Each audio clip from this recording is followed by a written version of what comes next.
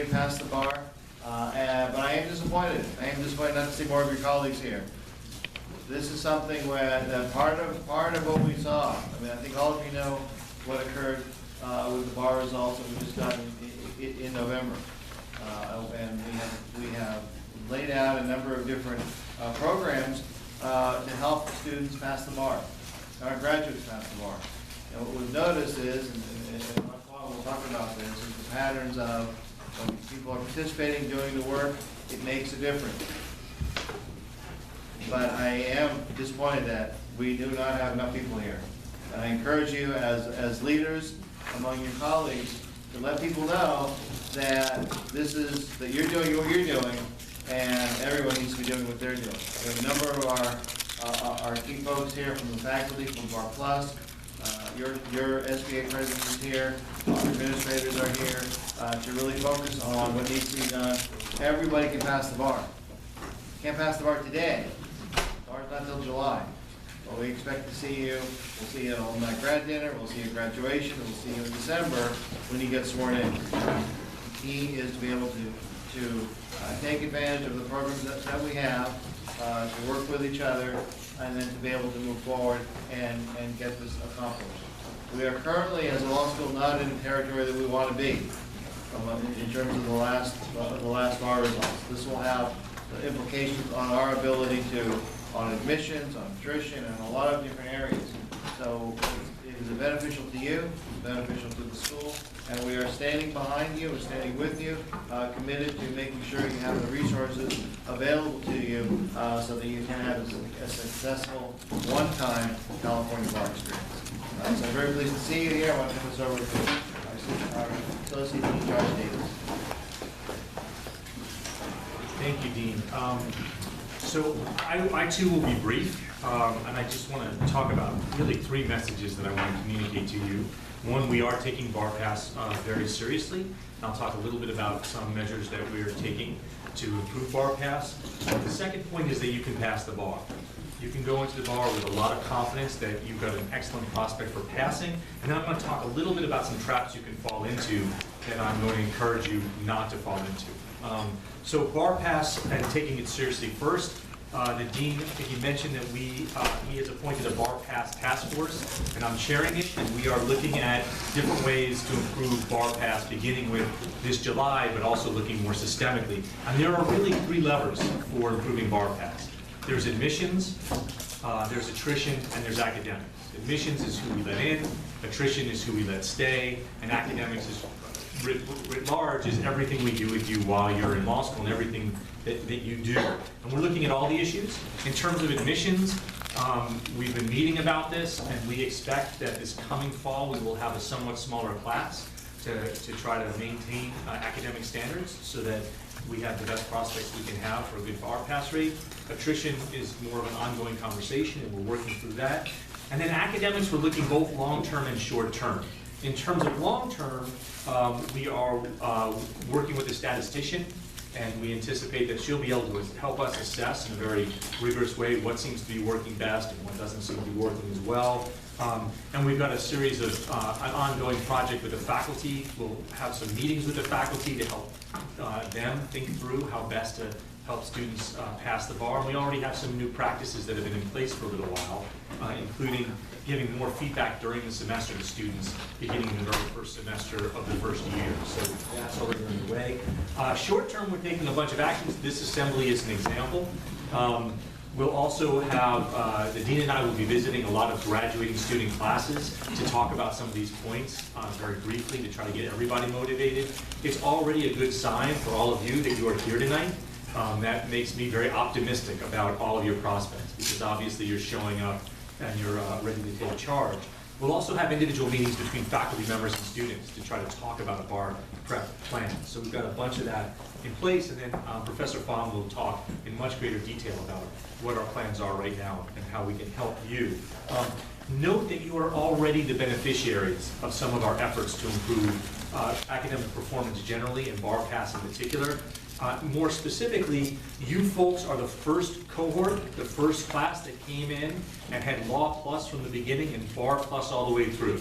So we are really optimistic that you're going to show us both in how you prepare for the bar and ultimately how you perform on the bar, and we look forward to seeing all of that. All right, so then how do we know that you can pass the bar? All of you can have a very strong chance of passing the bar. Well, first of all, we have a Law+ and Bar++ faculty that is second to none in the country, and they're here right now. And they have great experience helping the students, and we're deeply appreciative of all their efforts. When students follow their instructions, they have a very strong chance of passing. And let me just give you 2 quick examples of that. Example 1, students who submitted multiple essays to the Bar+ program over the summer to get written feedback passed the bar at a much higher rate than those who did not. Let me just say that again. If nothing else sticks with you tonight, I just want that to stick with you. Students who wrote multiple essays and submitted them to our Bar+ folks and got feedback on those essays performed at a much higher rate than those who didn't, even if they had the same GPA. Now, it used to be that you could get that kind of meaningful feedback from the private bar prep programs, but they cut way back on that. And partly they did that just because it costs a lot and they want to maximize profits, and that is not our goal. Our goal is to maximize bar pass. So I really encourage you to take advantage of that program. We offered Bar+ to shore that up and to make sure you could have that incredibly valuable experience. And from seeing the efforts of past students, we know it works. Take advantage of us, take advantage of that program. Another thing is, we've heard this back from students who did not take the bar exam successfully, that one of the things they regret is that they waited until the summer to start preparing. Whereas if they had to do it over, they would be preparing right now. They would start building into their schedule, preparing right now. And again, Professor Fong will give you more details on that, but it can be something as simple as, if there's a subject, a bar subject that you didn't take in law school, that's fine. Students can do very well without not taking all bar courses. But you have to learn it and you have to review it, and much better to start learning it now, reading it on your own, so when you get to the summer, it's review, it's not learning anew. And the same thing is true even if you took a bar elective or a bar course and there's certain areas that weren't covered. Take a look at it, see what wasn't covered, and begin to work on that. And you can do that on a weekly basis now in a more leisurely and comfortable way. So those are a couple of examples. So the last thing I want to talk about very briefly is where students go wrong. And to kind of bring this point home, I will quote one of my favorite philosophers, Mike Tyson, who has said, everyone has a plan until they get hit. All of you can pass the bar, but all of you will in all likelihood know what it feels like to fail the bar. Now, how's that possible? Many of you will take the bar the first time and pass. There will be moments when you are certain you're going to fail. I took 2 bars. I took the New York bar, and then I moved out to California and took the California bar, and I passed both. And I was certain, to the marrow of my bones at certain moments, certain both times that I was going to fail. And when I walked into the bar exam, this was my experience. When I walked into the bar exam, I was not at all confident either time about my performance on the bar exam. You just can't. You can't be that confident. Why? Because there's just too much information to process. I reached the point both times where I felt like every time I stuck a fact into my head, another one popped out of my other ear. You've probably already experienced this multiple times. In finals, the bar is the same, only much more so. You can't know it all. You can just know a bunch of it and be ready to perform despite that. And also because there's just too much to do. There's videos to watch, there's outlines to review, and then there's these practice writing to do on top of that. And it's all overwhelming, and so what you feel like is you got hit. And the natural reaction is fight or flight mode, panic. Whatever you do, don't behave sensibly, just panic. And that's where you don't want to go. That's where you want to have a plan, and then when you get hit, the question is, how do you respond? Because all of you are going to have those moments, and that's fine. That's a healthy part of the process. That's just part of taking the bar. What will you do? Will you abandon your whole plan and spend all of your time just reading outlines and say, yeah, I know I'm supposed to be writing essays, but I don't have time for that. I thought I would, but I can't keep up with the videos, and I can't read everything I'm supposed to read, and there's no time to do practice. I'll just wait until I'm really ready and on top of the materials, and then I'll start writing essays.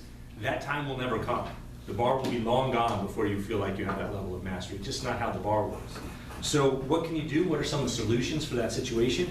One I've already mentioned, start studying now. That way you don't feel like you have as much catch-up to do during the bar prep process itself. And then the other thing is, make a good plan and stick to it. When you feel that anxiety, what have you, still take time to eat, take time to rest, figure out how much time you're going to allocate to write essays. Even though you won't feel ready, when that time comes, sit down, write those essays, submit them, get the feedback. And part of it is that when you go into the bar, you won't, even though you may feel like you have a reasonable grasp of 60, 70% of the material. That's fine, that's where I was. And I passed 2 of the toughest bars in the country. Part of it is just getting comfortable. How do I perform when I'm in those circumstances? So it's good for you to be writing essays even while you're also working on the material and feel like you haven't mastered it, because you're going to have essays that you write where you have no idea. I actually only learned this from our experts here after the fact. When I took the New York bar, I never studied New York criminal law. I only studied multi-state criminal law. And one of the essays I had to write turned out was a New York criminal law essay. And it was about some son who stole his dad's checks and wrote the checks for some drug deal. And I had no idea what the relevant legal standard was. So I invented criminal law in New York. I invented the crime of stealing a family member's checks or other financial devices and using it to commit a crime, right? I just made it up and then started IRACing. And actually, after the fact, it turns out that was a good strategy. This is something you can learn now by doing the practice, even though you're not fully ready. And then the last thing I would really encourage you to do is, you know our Law Plus folks, they're wonderful, wonderful people. Check in with them often, work with them to develop a plan, work with them to identify your strengths and weaknesses and figure out how to go about building an appropriate way of studying based on your learning style. And then even if trouble comes, reach out right away. You know, trouble may just take the form that all of you will experience, the moment of panic, the thinking I just can't do it, I'm taking Barbary and I took a practice multiple choice and I need to get X% and I got 20% lower than that. I was still doing that right before I went in to take the bar exam. My numbers were not where they should be and I passed. But reach out, you know, they're right here, you've got wonderful folks. Reach out to them, tell them if that's happening, or maybe something's happening in your personal life. Talk to them. Because if you do, you're going to get calmed down. If you have to adjust your plan, you can do it in a thoughtful way, in an intentional way, not in a kind of reactive way. And then we'll get you there, and then you'll walk in, and you'll be in the best position you could be. No one's guaranteed to pass the bar, but you can walk in confident that you have a really good shot. So with that, I just hope you're here. As I said, I think it's a wonderful sign. I hope you'll grapple with all of this seriously. And I give you the president of the SBA to give you a few words from a student perspective.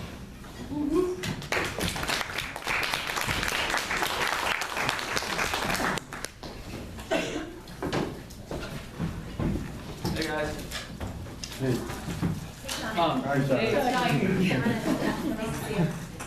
I just really quickly want to call people out. So if you have met with Professor Fong about Bar+, raise your hand. So we got about half. So on our side, on the student side, I think we're doing a good job getting to the point where we are talking to Professor Fong, where we're taking advantage of Bar+, auditing Bar None, Logic for Lawyering, all those services the school is doing a great job of providing us. We can do a better job, as you saw, and as you all know, majority of people in our class have not met with Professor Fong. So the issue there is, there's sort of like a swing back. After we got the news about rankings and bar results, everybody was super shocked, and I know I got emails from quite a bit of you, and we all felt the same way. This is awful. How can we not have this happen again? But after that, after meeting with Professor Fong, or after getting that first email, or going to one class of Bar None, I feel like it's sort of the thing where after our first day in torts, we all suddenly thought that we were, civil litigators. Where like we get one email telling us that these are the steps we have to take, and then we think, okay, this is not going to happen to me now. But the problem is that it's one thing to say that's not going to happen, and it's a great thing because we need to be really positive about it and set a really good mindset going forward. But saying it's not going to happen to me is entirely different than saying it's not going to happen and then doing everything possible to avoid it. And I think that's the big thing that we really need to get, is that it's not enough to just wait for the Barbie materials to arrive, or it's not enough just to look at the emails that are sent out, but literally taking every single thing that we can, every opportunity we can, to make sure that it doesn't happen to us. And so I'm urging you to tell your friends, the people who aren't here, by being here, you guys are already doing a lot more than many people. By talking to Professor Fong, you're doing more than many people. But I've sent this Facebook messages out. We can do better. We can get our classmates to talk to Professor Fong, try to get our bar passes rate up, because we really should be doing everything that we can. And so finally, the two biggest reasons that people say they're not going to come to this meeting or they're not going to talk to Professor Fong is the question of, why can't I just do bar review? It's always been enough for people. People at other schools just do bar review. Why are we different? Why do we have to do this? The thing is that that's not what Stanford's doing, and that's not what Berkeley's doing. And every single other school has a program like Bar+ that students utilize. And Professor Fong is going to talk about that, but that's something I didn't know, that nowadays people don't just wait for bar review. The schools offer services that the students take advantage of. And so there's no reason why we should be left as the only school who doesn't do that. And the other reason is that it didn't work for the class of 2015. And while we're a very different class, it's probably not going to work for us either if we just wait for bar review. So I don't mean to be too pessimistic, but guys, we're at that time. And it's coming up on it, and we have these awesome services provided, and we can take advantage of them, and we should be. So thank you all for coming here, and I'll be, you know how to reach me.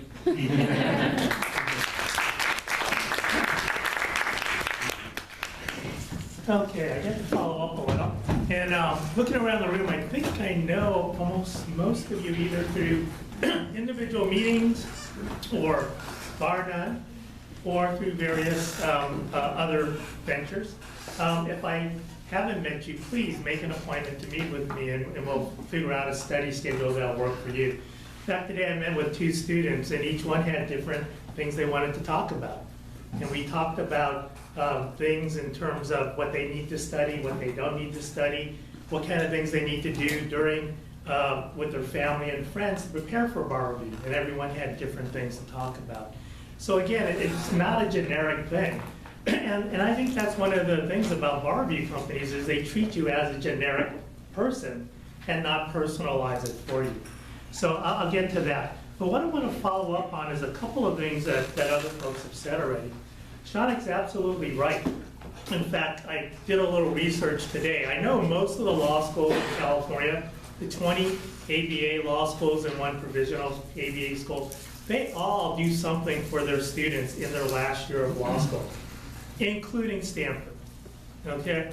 And, about 2 years ago when we brought in our Law+ program, when we brought in our Bar+ program, that's how old it is, 2.5 years old. That was the first time that we brought in a program like that. And one of the challenges we have, of course, with any new program is integrating it into the culture of the school. Obviously, in the last summer's bar, we didn't do as good a job. And people weren't coming to us and taking advantage of the things that we have. Hopefully, because you folks have had Law+, you know us from the first year, you kind of know some of the services we have, and we're hoping that you folks will take advantage of those programs. Hey, it's part of your tuition, it's free, right? Okay, so that's one thing I wanted to mention. The other thing I wanted to mention is for those of you folks who are in bar none, we just spent 2 hours talking about why the bar pass rate isn't what it could be. We talked about why people didn't do as well. I'm going to kind of go over a little bit of that, so if you have a little bit of patience. There's no other way to tell you how to improve the bar pass other than to say, this is what happened last time. And what we need to do, as Dean Davis mentioned, is to create a situation where you folks are not overwhelmed during the bar review process. And secondly, all you're doing is just trying to learn the law and memorize every single rule of law, which excludes what is going to make you successful, which is practicing. I mean, doesn't it make sense that if you're going to do anything, you got to actually practice it? It's kind of like Dean Davis mentions this all the time. You want to learn a foreign language without practicing, you read the book, you listen to the tapes, you go to another country and try doing it, you probably either get lost or whatever. Or skiing, you can watch all the videos, read all the books, right? But if you don't go up there and eat a little bit of snow, you're not going to learn how to ski. So why is it different for the bar reviews? Think about that. So in bar none, we actually talked a lot about why people don't end up actually practicing. And we came up with a lot of good reasons. And a lot of them were honest. They were honest responses. And of course, we came back with, well, guess what? That's one way to learn the law, is to practice it, look at the answers, and back it out, kind of reverse engineer it, right? Other people were honest. I procrastinate. A lot of people said I hate writing. You know, it's the most painful thing is to write an essay, right? Or write a whole performance test. I understand that, okay? But think about how painful it is to have to take the bar again, and then realize that was the way to do it. We do have some repeaters. I've met with a couple today, and guess what they're going to be doing this time around? Writing a lot, and they're willing to do it. Maybe they had to get burned first to realize that. Well, ask yourself, do I want to get burned first, or do I just want to pass the bar? Okay, so those are a couple of things I want to mention. Now, what I want to do is kind of let you know what you can do this semester to get ready. We've been talking about starting early, right? What is it? And for those of you who are in Bar None, we never got to this point. We will get to this point in Bar None, but I want to introduce it to you now. For those of you who have met with me, we've talked a lot about this. So if you look at the handout, does everybody have a copy of the handout? I want you guys to pass this. The first thing I want to show you is this is a bar review schedule. Okay, the first page here says generic bar review, right? So I didn't want to pin it on any one bar review company, but all the bar review companies look very similar to this. There's only so many days. There's 13 different subjects. They can only spend so many days on each subject. So do me a little favor. Think about your scariest class, either the class you haven't taken yet, or the classes you haven't taken yet, or the class you took but you never figured out. Okay, you know, we have some of those, right? Or a class that has some topics that you know you didn't cover. And look on the schedule and see how many days you're going to spend on that class. Just kind of pick it out and see how many days you plan the bar review company is going to spend on that class. Yeah, what? So you guys are probably thinking wills and trusts, community property, because that's what I'm hearing a lot of. Wow, you're going to learn community property in one day. How much time do you think in that day, or let's just say 2 days, because maybe there's a weekend. In those 2 days, how much time are you going to spend actually trying to learn the law? And how much time will you have available to actually practice writing some wills and trusts or community property questions? Yeah, there's a time problem here, right? You see what I'm talking about? This is what happens during bar review. People look at these schedules and go, okay, you know, it's the first day, let me look at torts. Oh my goodness, you know, I didn't do well in torts, or I didn't cover privacy defamation. Whoa, okay, that's a whole big one. Okay, how much time do I have to take to learn it? And then how much time do I have to write? Yeah, I mean, you can see the train going down the track. You can already see the bridge is kind of shaky, right? And then it just piles up on you, it snowballs, okay? Now, what do you think you're gonna feel like going into the bar exam after going through this snowball of maybe not writing enough, only having 1 day for wills, 1 day for community property? Are you gonna feel like you're gonna knock down doors? Are you gonna feel like you can conquer this thing? Nah, probably not as comfortable and confident as you should really feel, okay? So one of the things I wanna get across is during bar review, you're gonna see this tug of war between the bar review companies on one side and what we're gonna tell you to do in Bar None or Bar+Plus. Now, this is not to create an adversarial position. We're on the same page. We want you to pass. But their way of helping you pass is not necessarily grounded on pedagogical foundations. In other words, I've had students already tell me, gee, I looked at the schedule, I'm asking, why are they asking me to do this today? Why are they telling me to do this today? Why are they having me do all these multiple choice questions today? Why are they having me watch these videos when I never learned by watching videos? Okay, I talked to a person who didn't pass, and they said, I watched videos for about 2-3 weeks and realized it wasn't helping me. He told me, I should have been aware of that. In law school, lectures never worked for me. So why am I glued to these lectures? I have another student who just looked at one of the, in our Bar None class, we gave students an outline, a torts outline to look at to see if they can learn from it. So I had this student come in today, who's taking the July bar with you guys, and she said, I looked at that outline, I couldn't make heads or tails of it. And I don't do well with videos.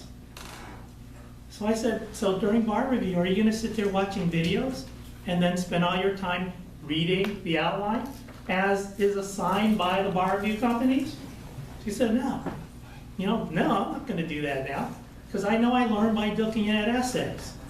Ah, okay. So if you look at this list, bar review companies want you to look at those videos. Why? Because they're selling it to you. Yeah? And some of you might be thinking, wow, I'm paying a lot of money just for those videos. I better damn watch them, right? Okay. Read the substantive outline. Some of you learn by just reading an outline. Think about it. Ask yourself now. Now, if you do, great. If you don't, don't go down that path, right? Okay. Review your lecture notes. One of the assignments I have routinely is review your lecture notes. And I'm thinking, you didn't learn by watching the lecture. What the heck are you going to learn by looking at the lecture notes? You see what's happening here? But yeah, that's what the assignments are. So you might be thinking, I paid 4 G's, or G's is not right, that's my generation, 4,000, 4 now, I don't know. Okay, 4,000 big ones? Okay, for this course, I better do it, right?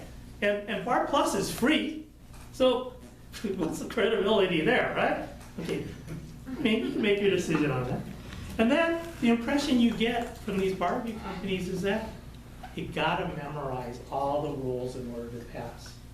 You gotta memorize all the rules, and if you don't memorize every single rule in those books, you're not gonna pass. Well, first of all, let me just share a secret. There aren't too many secrets about the bar, but I will share one secret. There is no way in heck that any person can memorize all the rules in that telephone book. So if you try to do that, you are setting yourself up for failure. Okay? All right. So these are what the bar review companies are going to tell you to do. What we're telling you to do is don't ditch it, but think more about what is your learning style. How do I learn? Okay? And if you learn the way they're teaching, more power to you. If you don't learn the way they're telling you to do it, guess what? It's kind of like stupidity is doing something over and over and expecting different results. Okay, All right, so you don't have to be Einstein to know that. All right, so here are some of the things we're telling you. Figure out your learning style. If you don't know your learning style, come and meet with me. I can tell you pretty much what it is by how you've been studying. Okay? Secondly, this is something. Focus on the highly testable topics that can be tested on the bar. You guys already do that in your professor's classes, right? You guys know what can be tested the most. Don't tell me in crim law you didn't spend most of your time studying homicides, right? You guys already know how to do that. So why for the bar do you go the other way? Okay? All right. And can you memorize the highly testable topics? Sure. There's about 30 to 40 of them. You can memorize that much. Okay. Then, of course, as Dean Davis mentioned, and we have the stats to back it up, not only this bar, but the previous bar and the previous bar. And I came from Golden Gate, where I taught for, I'm trying to suppress it, about 8 or 9 years. The stats there were exactly the same. Those who wrote the most essays, regardless of law school GPA, passed. And every other school, they're seeing the same thing. It's not just us. It's not just this class. And think about it. Doesn't it make sense, again, that if you practice, you're going to do better than not even opening any essays or looking at them? Okay, so, and then, of course, some of the other ones. One of the other things, the very bottom one that I really want to focus on, too, is prepare holistically. In other words, we believe that it's not just getting your brain ready for the bar and learning law and practicing essays and knowing how to apply the rules, but it's also getting yourself fit both physically, health-wise, exercising, having confidence, mindfulness, all these things that contribute to your passing the bar. Bar review companies won't even talk about those, okay? So this is that kind of tug of war that we're kind of looking at. All right, So what do you do this semester? Okay, so the next handout. Again, the goal is to set it up so that bar review is a review. That you're actually reviewing and not bar learn. There's a kind of a joke down at Stanford. A good friend of ours is one of the associate deans down there, and she does this kind of bar thing in October. But she tells the Stanford students, hey, we don't have a lot of bar electives at our school. So when everybody else is doing bar review, her students are doing bar learn. That's not a comfortable position. So taking the same kind of thought, you don't want to go into the bar and do bar learn. You want to learn it during the semester, okay, or actually during your 3 years of law school, okay? But you want to go into the bar where it's review and you do have available time to practice. If you go into the bar and it's bar learn, you will not have extra time to practice. That was one of the main reasons why people didn't practice, okay? So, what can you do this semester? Okay, I'm just looking at this left-hand column here, okay? So, one of the things, first of all, is to decide what are your strengths and weaknesses. You know, what classes did you take? What classes did you take, but maybe you didn't do well? Now, I wouldn't necessarily assess your weakness based on the grade that you got in the class, okay? You might have felt going in, you knew the materials pretty well and you knew how to do it, but either because of the testing format that your professor used, i.e. multiple choice maybe versus writing, or maybe just the way they asked the question, or maybe just how you were feeling that day, you maybe didn't do as well, or maybe you did better, okay? So I would just sit down and say, do I really know those topics? How do I feel about it?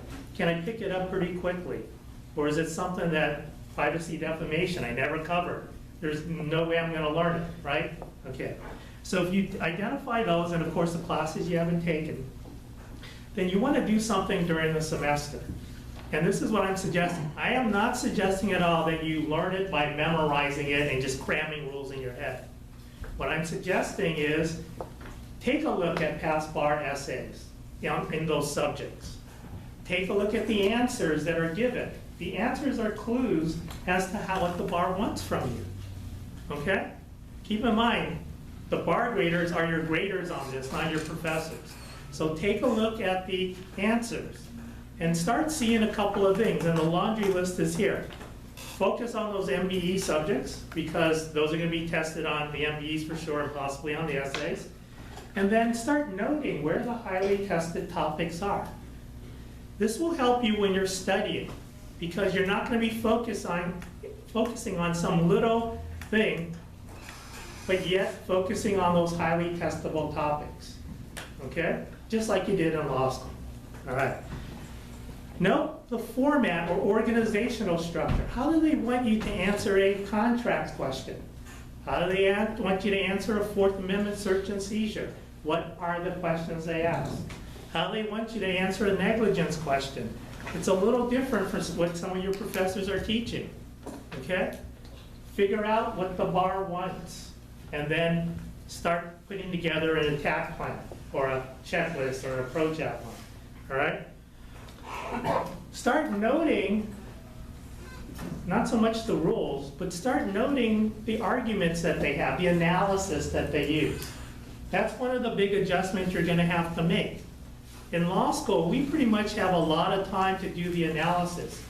And we could put down logical arguments, we could back it up with, in addition, case comparisons, and finally, furthermore, public policy, right? That's how you get pretty good grades in law school.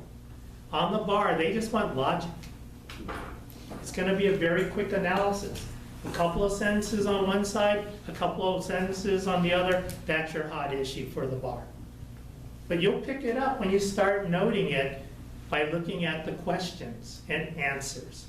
Again, the answers are where you're gonna start noting what the bar wants from you, okay? And with this, it will help you set up a situation where you feel comfortable about the material in terms of, I kind of have a big picture, I know how they're gonna test me, okay? I know what areas I need to really focus in on. And again, if you look at an area and the answer doesn't explain enough to you, now you could pull out a commercial outline and look at what they're saying there, or whatever is going to be helpful at that point. Okay? If you just dive in and start reading the commercial outline cover to cover, it won't tell you what's highly testable and what's never tested.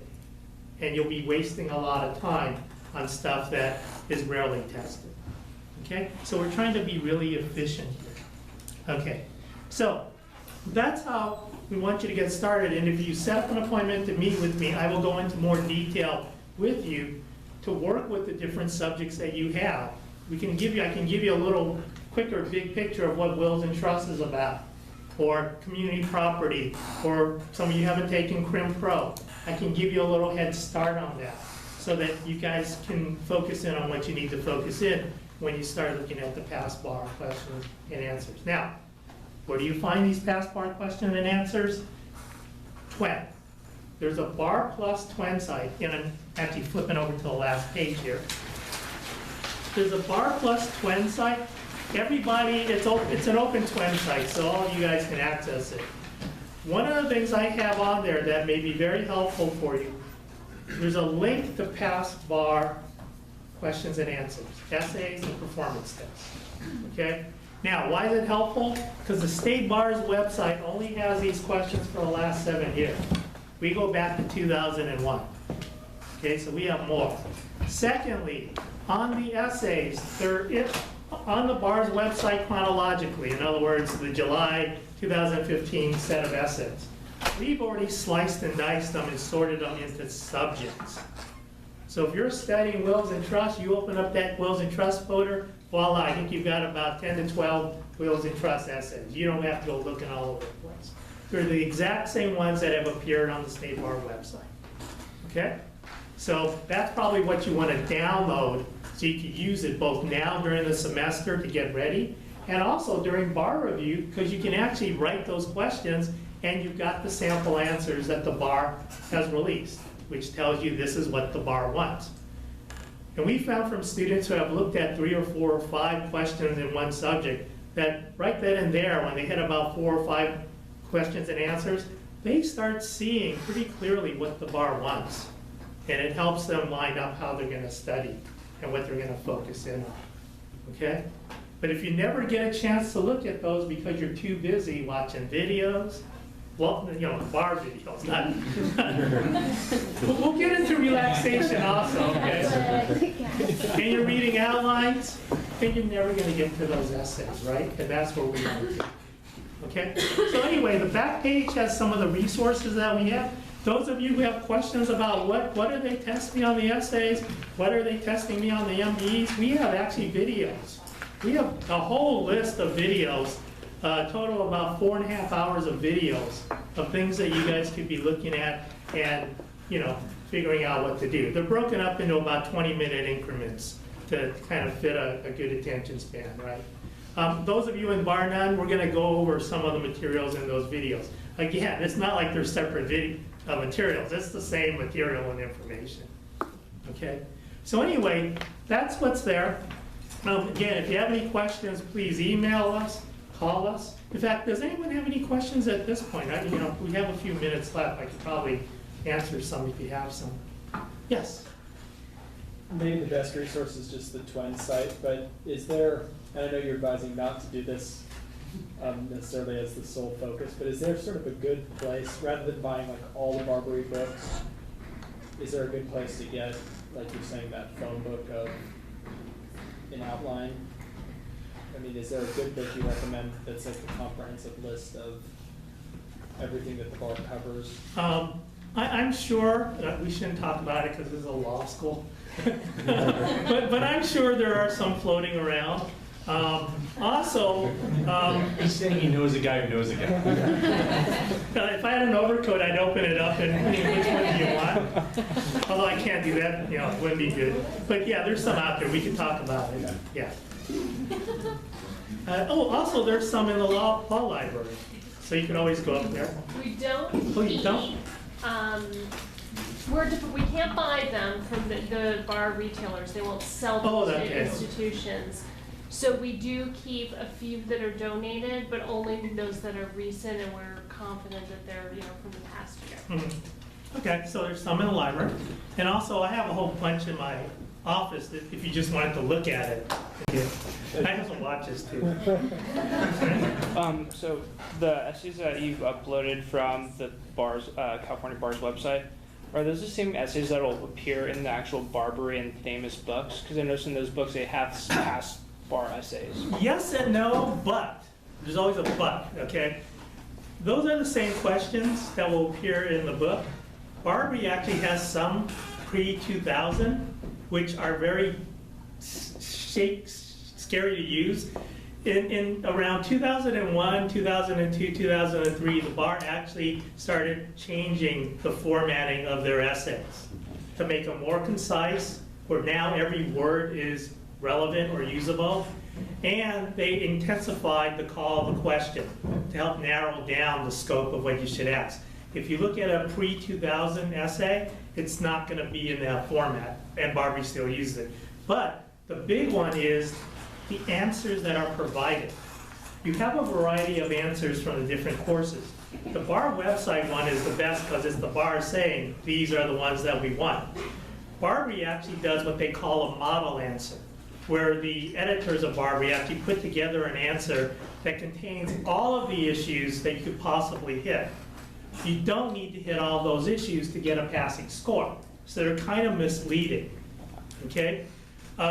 Kaplan writes their own, and we have to kind of check on them periodically. At one point, a couple of years ago, they did the big IRAC answers. If you can imagine one IRAC with negligence.